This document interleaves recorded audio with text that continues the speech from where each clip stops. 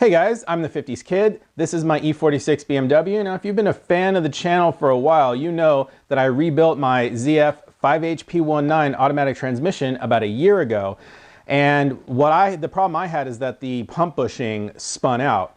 There are two other common problems with the transmission. The DG drum actually breaks and fractures, and then you could get problems with the torque converter clutch as well. At the time, I didn't know what caused those problems, but I believe I know now because I've been able to do more research since I rebuilt the actual transmission, and I've seen a couple of posts on forums. One was particularly interesting from a guy who owns a transmission shop. He believes that the cause of all these problems with this particular transmission is pressure spikes spikes in the oil pressure, and he believes that's happening because of wear in the bore where the pressure regulator valve sits in the valve body. And there is actually an upgraded part that's made by this company. It's Transgo, and this part, this is like sort of an upgraded design of pressure regulator that comes with two O-rings on it. And those O-rings are going to create a better seal in the bore where this valve sits, and prevent you from actually having those pressure spikes which cause the damage in this transmission. So even if you haven't had your ZF 5HP19 transmission fail yet, installing this is good insurance to prevent it from failing. You know, you could be having pressure spikes and it just hasn't gotten to the point where your pump bushing blows out or your DG drum explodes. Installing this before that happens will prevent it from happening at all. Or if you have had your DG drum explode and you haven't actually solved the problem, you could still have, you know, a worn pressure regulator, and potentially you could have that problem again. I actually have a viewer who has had it happen 3 times now, and he's going to go ahead and install this, and I figured, you know what, I better install this too, just to solve the issue and make sure that, you know, I don't have any future problems. Anyway, I figured it would be a great video. I'm going to take you with me, so let's get started. So these are some of the tools that you're going to need to do this job. You're going to need a long flat screwdriver to use as a pry bar, needle nose pliers, 14mm wrench or some size. This is basically just to give you extra leverage when you're using these Allen keys. You're going to need a 6mm and an 8mm Allen key. A T27 Torx screwdriver comes in handy. You're going to need an inch-pound torque wrench with the appropriate adapter in order to adapt it to your torque sockets. Now you need a T27 and a T40 Torx socket of some kind, or a Torx socket or a Torx bit of some kind for your various tools. Whatever if you're going to use a ratchet to get everything off, if you're using a 3/8 ratchet, you need a 3/8 Torx bit or some kind of adapter to get you there. This is, this adapts to a 3/8, and then this is just like a regular bit driver that I have here. And so I just have a set of bits going on here that I got from Harbor Freight. So you're just going to need something like that. An impact driver comes in extremely handy. You're also going to need a fluid pump, as well as 2 gallons of Castrol Transmax import multi-vehicle. It's this particular fluid that you need, as long as your fluid meets the specification of BMW LT71141. As long as it says that on the back, that's the proper fluid to use for this ZF transmission. And you're also going to need a drain pan, as well as a bunch of paper towels. So you'll have to forgive the crudeness of this drawing. I realize this is particularly crude. This is the valve body as it sits up in the car. The front of the car is here, and the back of the car is here. On the valve body, there is a main channel that extends the whole length of the valve body.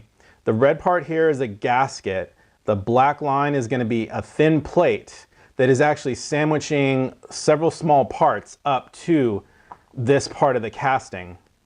There's going to be a lower section of the valve body, which is just bolted up to this main section, and then a front lower section that's also bolted up to this main section. And there are 2 smaller or upper valve body sections as well that are joined to the bottom section through bolts that kind of go up through this right here, okay?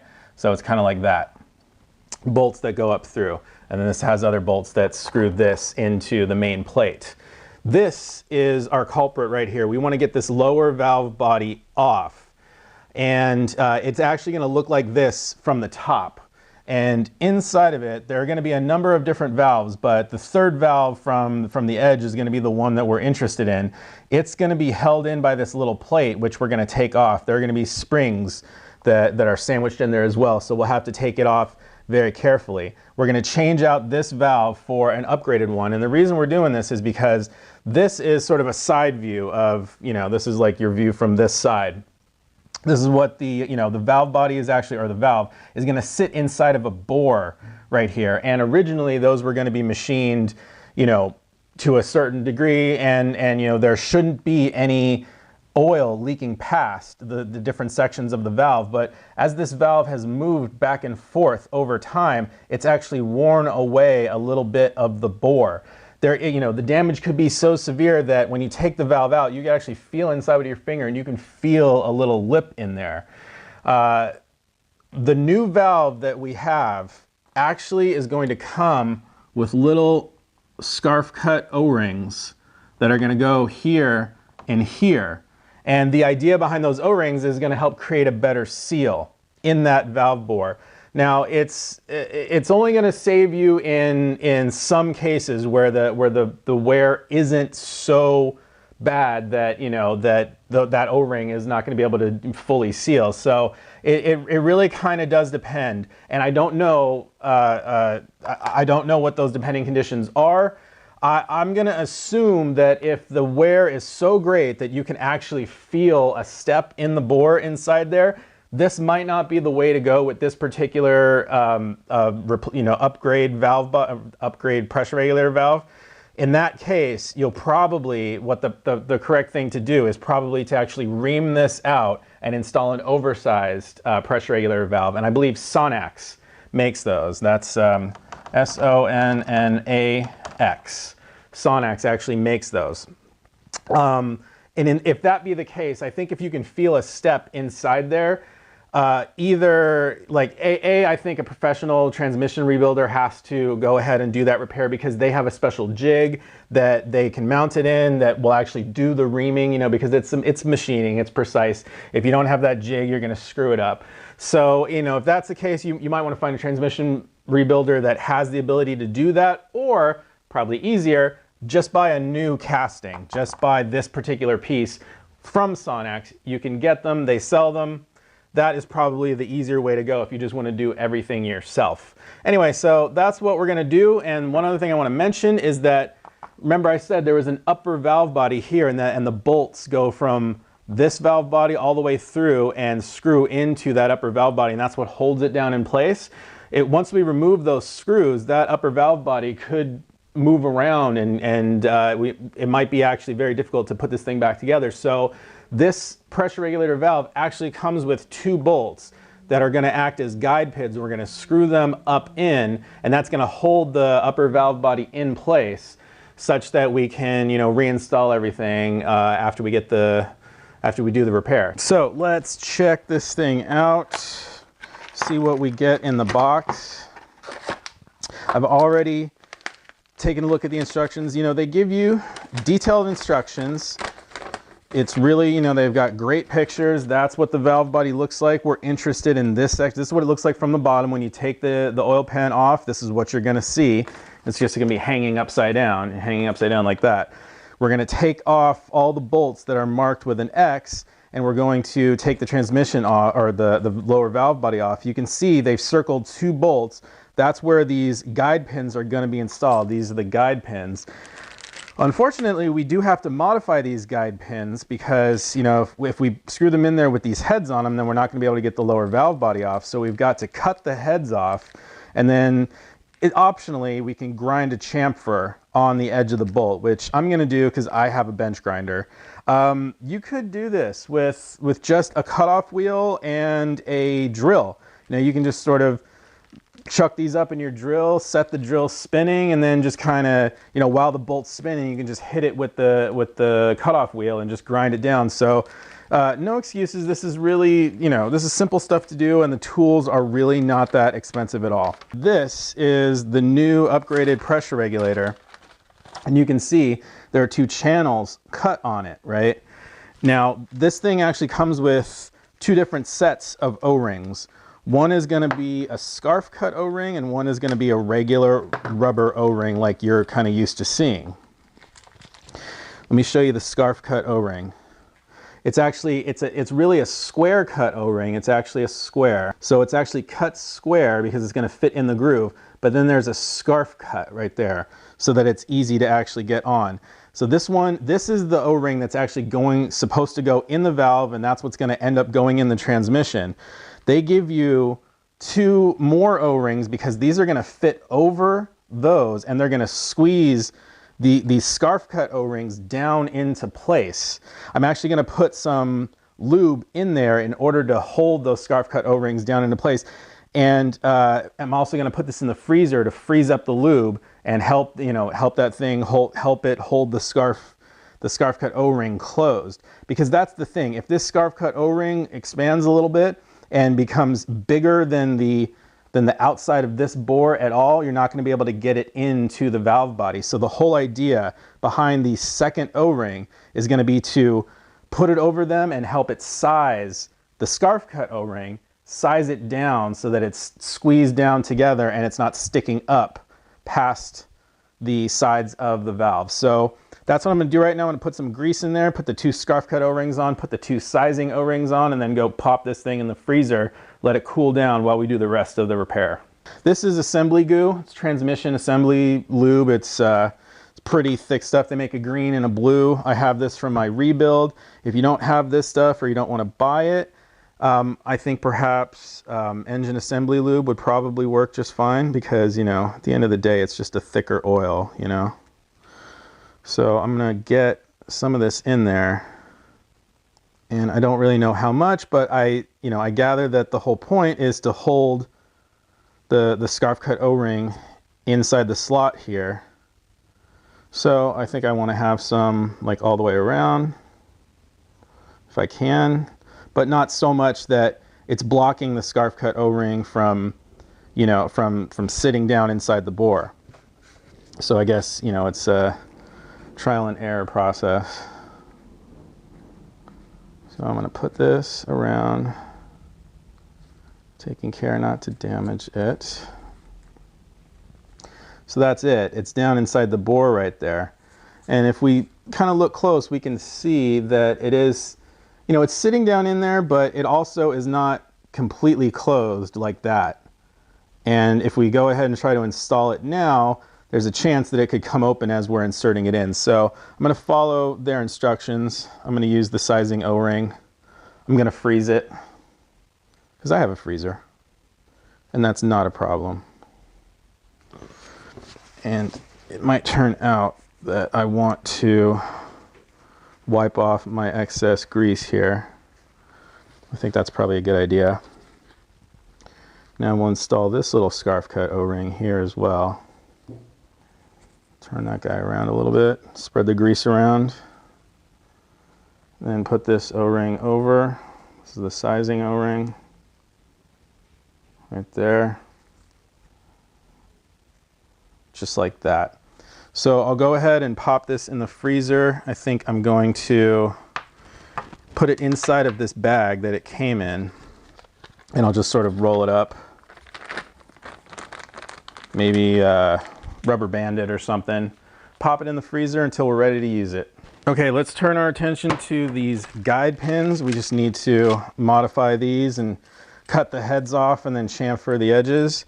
So I'm just going to do that with my cutoff wheel. I will, clamp them in here in my little vise and buzz the heads off. You could, if you just have a bench grinder, you can just grind these off manually, obviously. It just takes slightly longer. You know what? Even if you don't have compressed air, you don't have any of these tools, you can just cut this off with a hacksaw. And that's all you really would need to do. You don't need to chamfer the edges. You would just be careful when you're reinstalling the valve body. But, anybody can do this.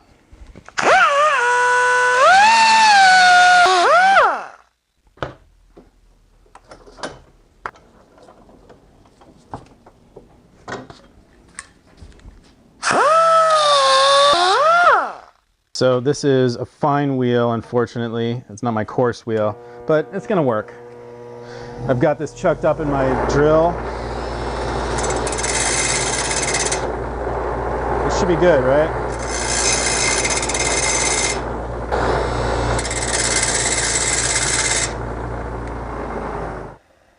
So that should work. Here we are under the car. The front of the car is that way. The back of the car is that way. The fill plug is up here on the back. The drain plug is right here.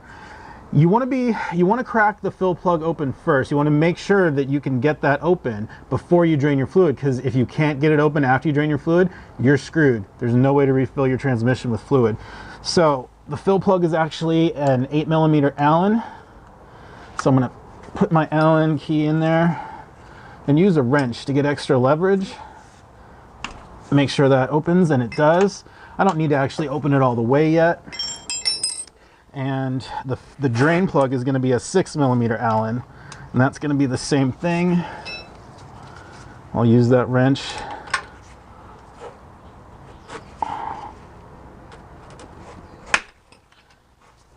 That was on there extra tight.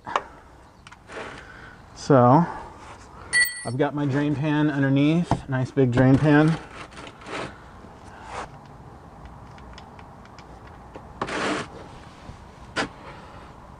So we're just going to drain the whole pan out as much as we can. I'll put the fill plug back on, or the drain plug back on, and then we'll remove the pan. Okay, I've got the drain plug back in. Now I'm going to loosen up all of the T27 bolts that hold the transmission pan onto the transmission, except I'm going to leave I'm going to remove all of them. I'm going to leave these two rear ones on a couple of threads. That way the transmission pan will come down from this end only, and I'll be able to, I'll be able to capture the fluid on this front corner. And that way, because if you take all the pan bolts off at the same time, and this thing's just going to drop all at once, and the fluid's going to spill out on all the different sides, and you're going to miss your drain pan. So I like to do it that way. I like to just let one corner of the transmission pan come down, and that way I can just catch the oil from that side. Okay, I've got the rear two ones loose a little bit back here. I've just got this one on all the way to hold the pan up till I was ready. So now, in a nice controlled way, I'm gonna let this come down, drain a little. You can see there's just, there's additional fluid in there just because the drain hole, it sticks up a little bit. It's not completely level with the bottom surface where it is, the bottom surface of the pan. So when you take the pan down like this, all that fluid, which is probably just in a thin layer when the pan's down, when the pan is level, it all comes rushing to one side and spills over. So you got to let this extra fluid drain here for a little while. Okay.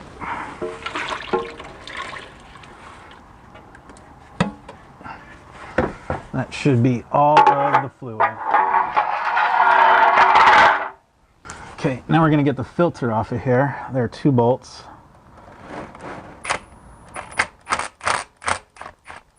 That one I'm just going to loosen because there's a little fork on this end of the filter. This one I'm going to take off all the way.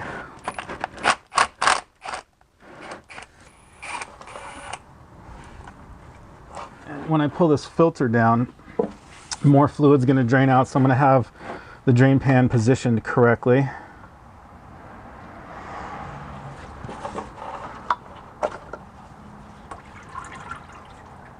And that filter just comes off of there like that. Let's let it drain out. Okay. Pop that in the pan. Okay, this is the valve body that we're after. This is the one we're going to get off. And let's go ahead and put the guide pins in first. The guide pins are going to go right here.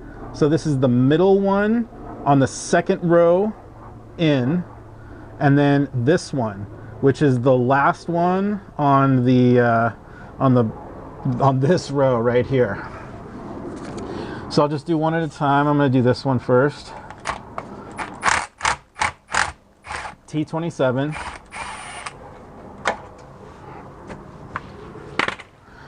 All these bolts are going to be the same. The T27 bolts are going to be the same, and the ones with the T40 heads are all going to be the same length, is what I mean. So we'll get our guide bolts up in there. And again, this is just to keep that upper valve body from sliding around like this. So now it's trapped in there. Now I'll get this one out.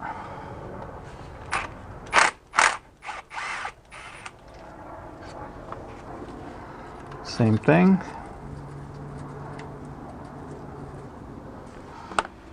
You know, what you can do is, when you're doing this at home, take off the T40 ones first, and then take a picture with your phone.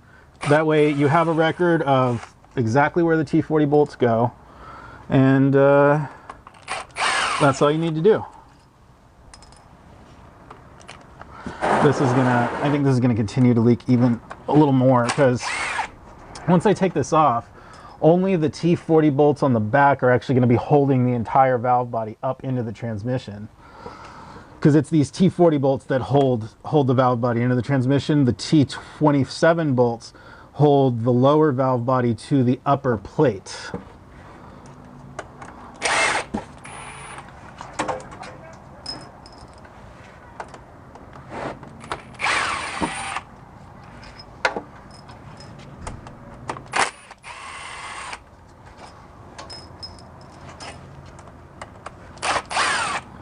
All these bolts feel loose, by the way, which is odd.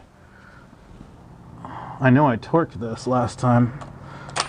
I distinctly remember torquing every single one. Let's see, what else? I think that is it. That's going to be it for the T27s, or the T40s, excuse me. So this was the T27 that we removed just for visual reference, and this is T27 and that's T27. So basically these are the ones. So this is going to be my visual record since I don't have my phone handy. So let's just proceed to get the T27s out of there. And you know what I want to see is if they're giving you, with these instructions, if they're giving you any clues to this. I think they kind of are. They've got most of the T27s checked with an X, except for this one right here. This one they don't have checked with an X. They have this one checked with an X, so they're just kind of mixed up on that one, I guess. But most of the rest of them they do have. This one is different as well. Maybe these two are just different. They don't have those on there. They don't have these ones on there at all. But whatever. I've got this on video, so that's my visual record. You guys are gonna have a picture on your phone. Here's our last one. When we take it off, a lot more fluid is gonna drain out of the torque converter. Because this is where the pump actually goes in. You can see that there's this return hole here, but the feed hole is, well, actually this is the feed hole for sucking the fluid up. The return hole is on this side. Once we pull that away, half the fluid is going to drain from the torque converter. So we'll just have to be aware of that. You want to make sure you have your pan underneath. See that? Got some more fluid draining there. You can see that we're loose. Once I pull this down, that's it. More fluid. I want to try to do this in as controlled a manner as possible. Since I see it dripping out here right now like this, I'm just going to leave it. I'm going to let it drain. I forgot to get a pry bar anyway. Okay, maybe we don't have all day, so let's do this. Pry it down a little.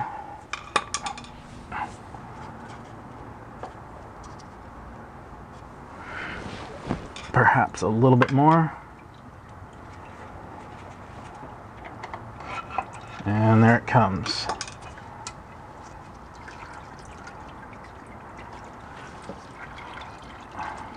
Nothing's going to fall out of it except for fluid, so we'll just drain it. So now we're going to take off this plate. You need to be aware that there are several springs inside of here, so you're going to have to what I did before when I rebuilt this last time is I just kept pressure downward as I was removing that last bolt, and I just did it slowly. And you know, once you release most of the pressure, it should be fine. But don't just kind of go, you know, removing all of them without realizing that. And you know, I'll just leave them on a little bit just in case, you know.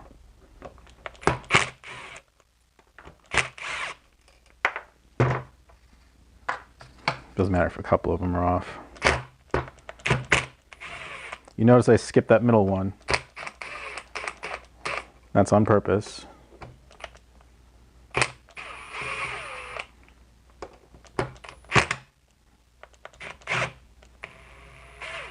See, now some tension's relieved there.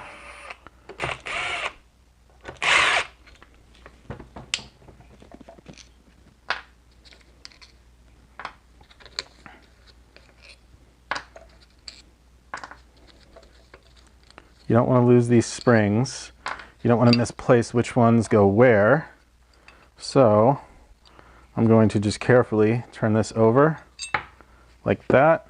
Here's our other bolt.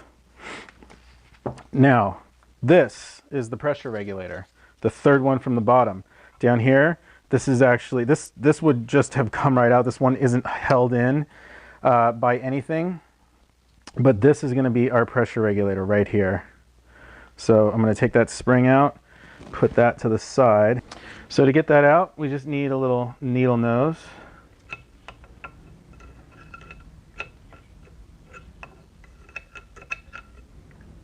We can just keep grip on it. So that went that way. Let's make sure that there isn't still something down in the end. Okay. I think we're probably good. I want to get I want to get a little thing to a little flashlight to take a look.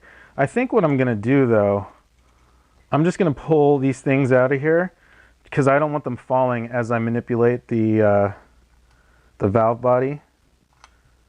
So I'm just placing these in line with where they go.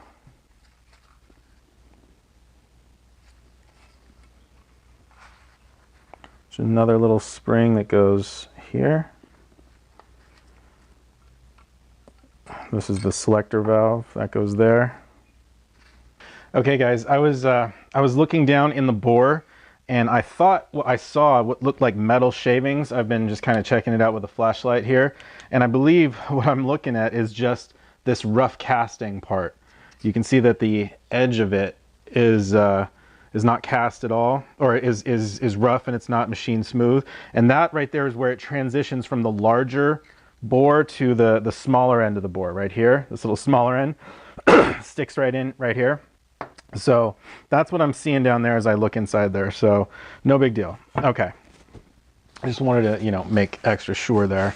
I've been looking inside the bores as best I can. The only thing I can really see is this the inside part right here, because you can see at an angle, you can see the inside parts of those bores.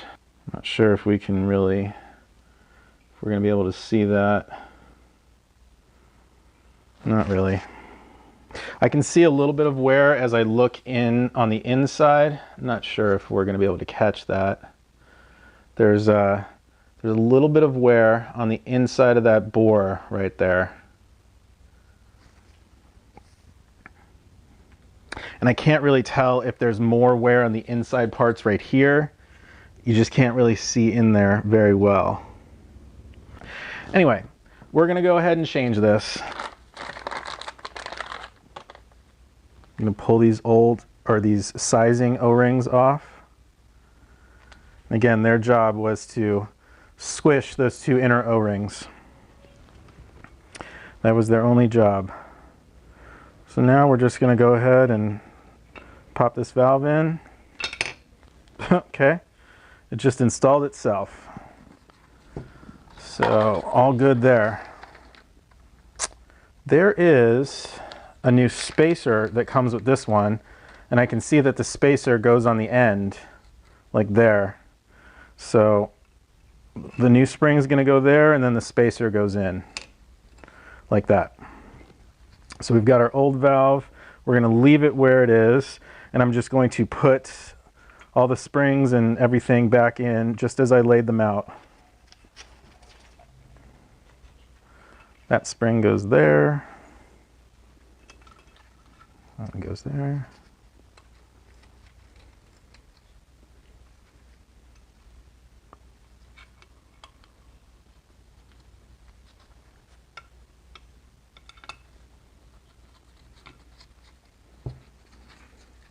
And that's it. Our plate is going to go back on. You want to make sure you get these screws started by hand. You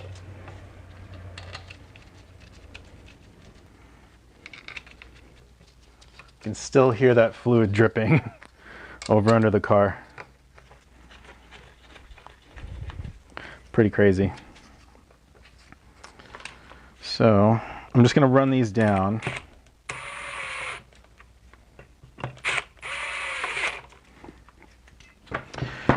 I know there are torque specs for this because I torqued them in my valve body rebuild video. It's probably something like 7 foot-pounds.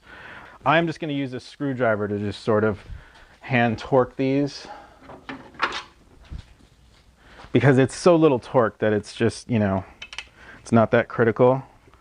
Just going to make sure that these are all just about as tight as each other. Don't forget to put this selector valve back in.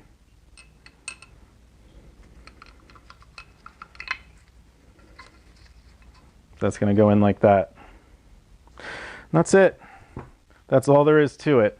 Now we just need to reinstall. Make sure that this selector valve is in the right place. We're going to have to line up the selector valve with the top part of the selector.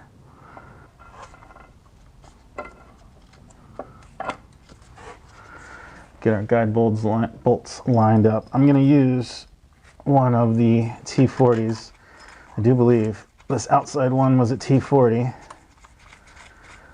because that one goes all the way up. And use that to hold the valve body in place. You know, I really should have taken a picture with my cell phone just so I could refer to it as I'm shooting this video. I wasn't really thinking there because I'll want to review the video in order to find all of these T27s properly. But I do remember that the inside quadrant had these T27s with these rounded heads.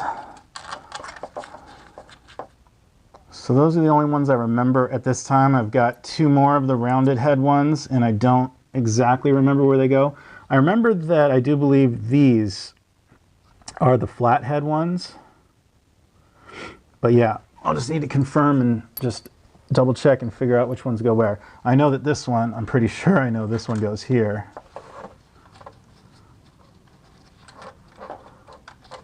Or not. Or not. Maybe this one goes in a different part here. Oh, look at this. And I forgot the selector. See, I did what I told you guys not to do. Don't forget the selector valve. So I'm going to take this down so that we can come down off of there. Like that. And we'll probably need to come down quite a bit.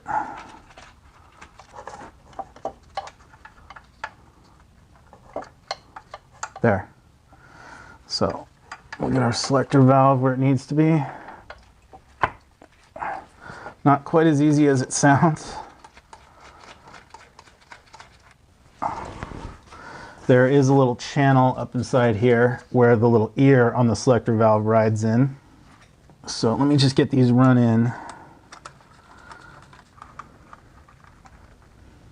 Okay, so I've had to sort of piece it back together and figure it out. The 3 up in, we're going to talk about the short T27s with the flat heads. There are going to be 3 of them right here in that little quadrant. I believe the other 2 go here on either side of the little port right here, because the long T27s can't go there. They're going to screw up too high, and obviously the T40s aren't going to screw up into there either. The short T27 that has a rounded head goes up on this side right here. It's really the only thing that would go in there, and this hole is smaller, so you can't accidentally get in a T40 bolt, because it's going to be bigger.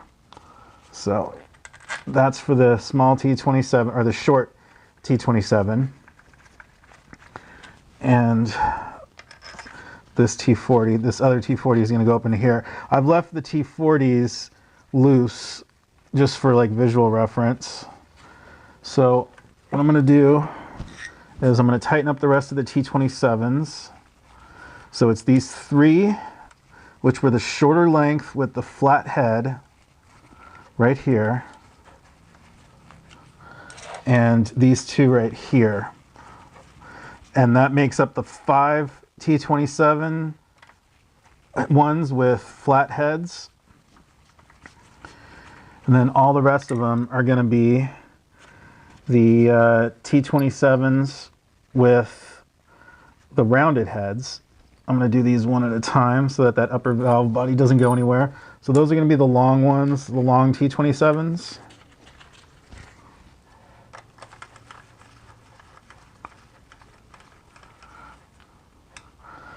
And here's that other guide bolt here.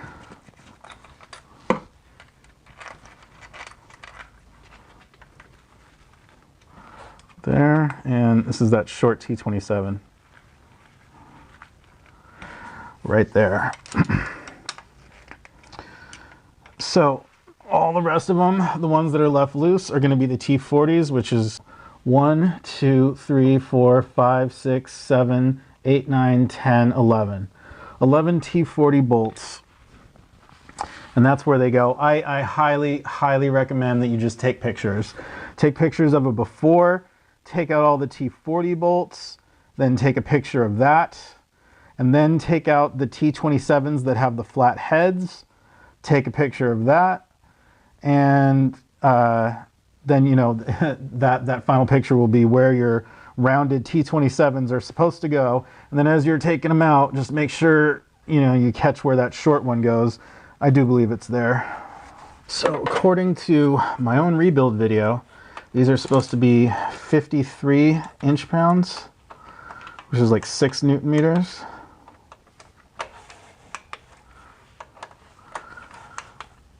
I'm going to double check this. I think maybe the T40s are supposed to be more because the diameter of the bolt was a little bit different. So I don't know, I'm probably going to give those a little extra something. So let me just switch this to T27.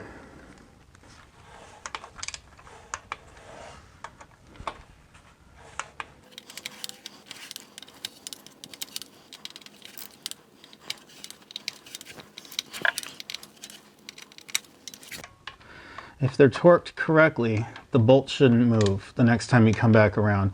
I know people give me crap for, you know, clicking twice when you're torquing things, and that's probably true, but I don't think there's anything wrong with coming back in and double checking, you know? If you put an extra half foot-pound on something, that's not gonna make any difference, guys. But you just wanna make sure that everything's even and nothing's loose. That's the most important thing. Make sure nothing's loose, you know? And I don't know, I'm just gonna guess here, and I don't even know exactly what it's supposed to be, but let's go with 70 inch-pounds for the T40 bolts. They're not gonna break, you know. It's like a slight quarter more turn, you know, not even a quarter, just like just a tiny more of a turn. And considering the fact that these were loose, I don't know, maybe my torque wrench wasn't quite calibrated correctly. Probably still isn't. But we're just gonna hit all the T40s, make sure they're good. Rather have them slightly over tight than loose. I'll tell you that. And I think I'm gonna check these back ones too. Yeah, give them an extra turn. What else? What else? This one.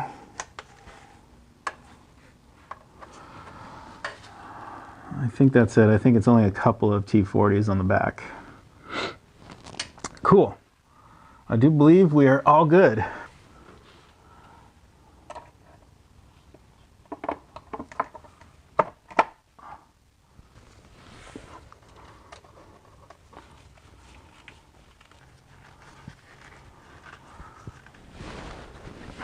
Okay, let's get this pan back in place.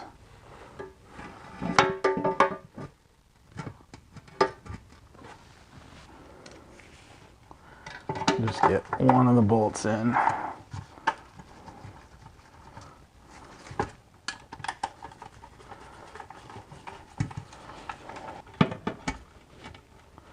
Okay, so now I'm just going to get all the bolts put back on.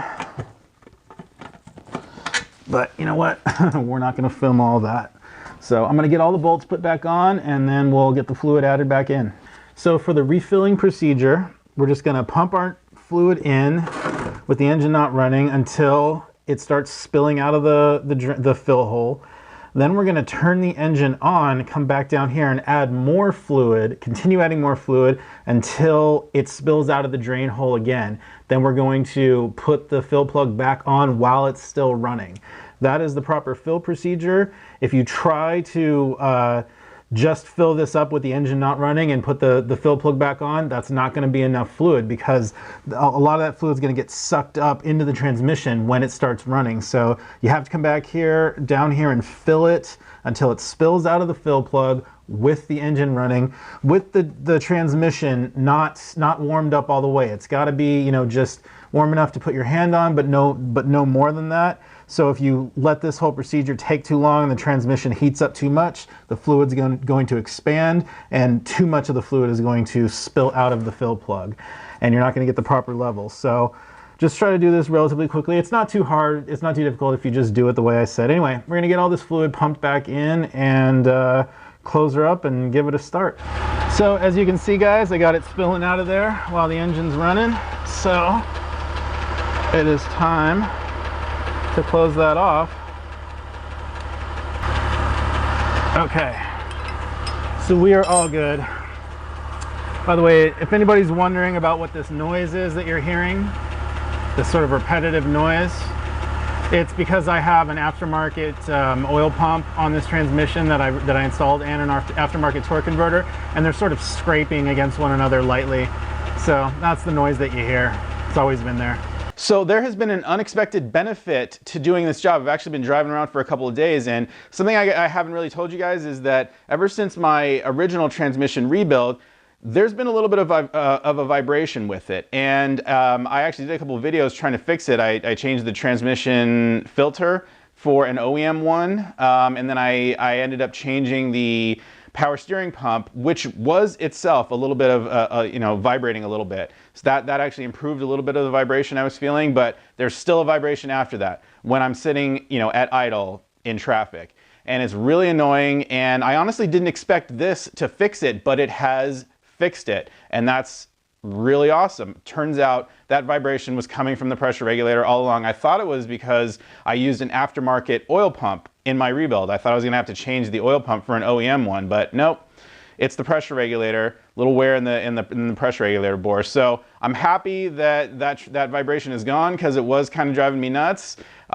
So yeah, I highly recommend that you guys do this job because it does something, and you know you should definitely do this to help prevent your transmission from blowing up on you. So if you enjoyed the video, toss me a subscribe. I'm the 50s Kid. Thanks a lot for watching.